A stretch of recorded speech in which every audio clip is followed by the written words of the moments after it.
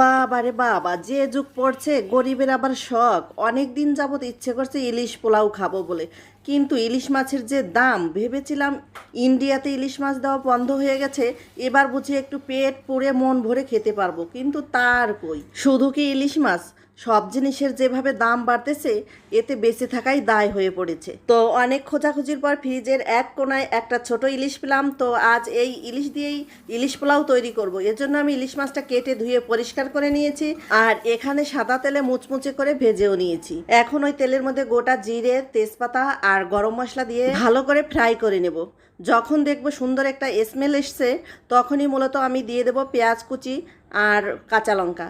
এগুলো দিয়ে ভালো করে ভেজে যখন লাল লাল হয়ে যাবে, তখন আমি পোলাওয়ের চালগুলো দিয়ে আরও ভেজে নেব। চালগুলো লাল লাল করে ভাজা হয়ে আসলে দিয়ে দেবো এখানে পরিমাণ মতো গরম জল। এরপর ঢাকা চাপা দিয়ে দেবো 10 মিনিটের জন্য, আর 10 মিনিট পরে ঢাকনা উঠিয়ে দিয়ে